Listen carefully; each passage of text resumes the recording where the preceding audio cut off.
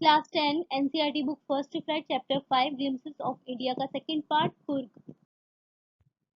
Hello everyone, आज हम First Flight के फिफ्थ चैप्टर का सेकंड पार्ट पढ़ेंगे। तो इस लेसन में हमें कर्नाटक के सबसे छोटे जिले और उसके लोगों के बारे में हम थोड़ी सी जानकारी लेंगे।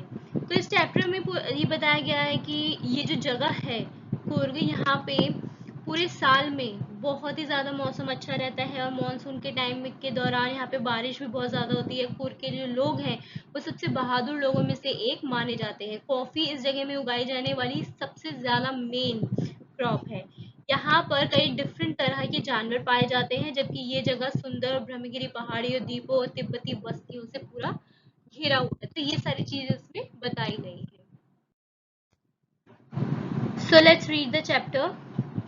मैसूर और तटीय शहर मैंगलोर के बीच में स्वर्ग का एक टुकड़ा है कुर्ग, जिसे देखकर लगता है कि भगवान के राज्य का एक बहुत ही सुंदर टुकड़ा बहकर पृथ्वी पर बस गया हो।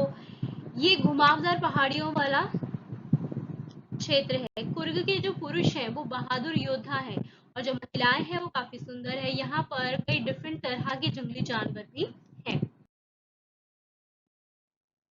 कुर्ग को कोडागु के नाम से भी जाना जाता है। ये कर्नाटक का सबसे छोटा जिला है। यहाँ सदाबहार वर्षावनों, मसालों, काफी और कॉफी बागानों का घर है। सदाबहार वर्षावन इस जिले के 30% हिस्से से घिरा हुआ है। मॉनसून के दौरान यहाँ पर इतनी ज़्यादा बारिश होती है कि कई जो टूरिस्ट हैं वो यहाँ आने से बचते हैं। यहाँ घूमने के लिए सितंबर से मार्च तक का जो टाइम होता है वो काफ़ी अच्छा रहता है।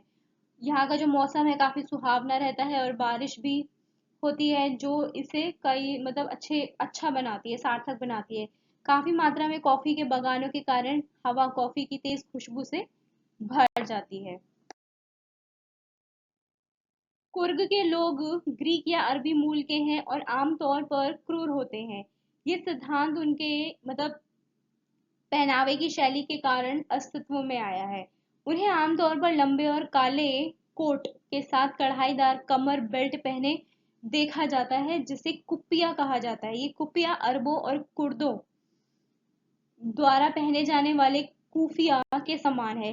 ये भी अफवाह है कि सिकंदर की सेना के कुछ लोग अपने वतन नहीं लौट पाए थे और इसीलिए वो दक्षिण से लौटते टाइम यहीं पर ही बस गए थे। कुर्द के लोग एक दूसरे से शादी करते हैं और उनकी संस्कृतियां रीति रिवाज हिंदुओं द्वारा अपनाई जाने वाली परंपराओं से बिल्कुल अलग है। कुर्गी घरों में आतिथ्य सत्कार की परंपरा है और वे अपने बेटों और पिताओं से रिलेटेड जो भी वीरता है उसकी कई कहानियों को बताने के लिए ऑल टाइम रेडी रहते हैं। कुर्ग रेजिमेंट भारतीय सेना में सबसे सुशोभित रेजिमेंटों में से एक है। भारतीय सेना के पहले प्रमुख जनरल करियप्पा एक कुर्गी थे। अभी भी भारत में केवल कुड़ावूस के लोग ही ऐसे हैं जिन्हें बिना लाइसेंस के फायर आर्म्स ले जाने की अनुमति है। कावेरी नदी अपना पानी कुर्ग की पहाड़ी और जंगलों से प्राप्त करती है। महाशीर मीठे पानी की एक बड़ी मछली इस पानी में काफी मात्रा में पाई जाती है। किंगफिशर पक्षी जो होता है वो इस मछली को पकड़ने के लिए गोता लगाते हैं, जबकि गिलहरी और लंगूर आधे खाए हुए फल फेंककर इस पानी में खेलते हैं। हाथी अपने महावतों द्वारा नदी में नहलाने और साफ सफाई करने का आनंद लेते हैं।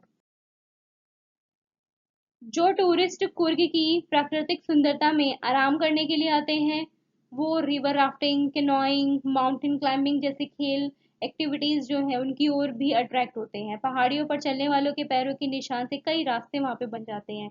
अपने एरिया में टहलते टाइम कोई भी अपने आसपास डिफरेंट तरह के एनिमल्स को देख सकता है। पक्षी जैसे हो गए, मधुमक्खियां, तितलियां आपके चारों ओर उड़ती हैं, जबकि गिलहरी और लंगूर पेड़ों से आप पर नजर रखे रहते हैं। हालांकि मैं जंगली हाथियों के लिए अलग हटना पसंद करता हूँ। मतलब जो राइटर है वो अपना बता रहे हैं कि जनरली मैं जंगली हाथी जो है उनको साइड दे देता हूँ, उनके रास्ते में नहीं आता। कुर्ग के खूबसूरत शहर को पूरी तरह से देखने के लिए आपको ब्रह्मगिरी पहाड़ियों पर चढ़ना होगा। कुर्ग निसरधामा द्वीप और बाइला कुप्पे जैसे आश्चर्यजनक सुंदरता वाले स्थानों से घिरा हुआ है, जो भारत की सबसे बड़ी तिब्बती बस्ती है। लाल, नारंगी, पीले रंग के कपड़े पहने भिक्षुओं को कुर्ग जिले में भी पाया जा सकता है, जहां उनकी जीवन शैली यात्रियों के लिए एक आकर्षक दृश्य है। यहाँ पर कई डिफरेंट कस्टम्स संस्कृतियों का मिश्रण देखा जा सकता है जो भारत के दिल और आत्मा का प्रतिनिधित्व करता है। इस चैप्टर में बच्चों लोकेश अब्रोल ने हमें यही बताया है कि जो कुर्ग है, ठीक है, वो कैसी जगह है, पूरा कुर्ग का, वहाँ के रहने वाले लोग, वहाँ पे कौन सी फसल सबसे ज़्यादा उगाई जाती है, जैसे कॉफ़ी की इम्पोर्टेंस बताई है वहाँ पे, है ना, और पूरा जो भी हरियाली है, जो भी एनवायरनमेंट है वहाँ का, वो सारा डिस्क्राइब किया है।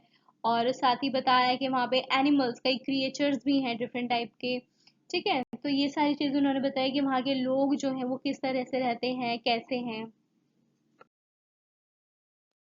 Do like, share and subscribe and keep watching. Thank you.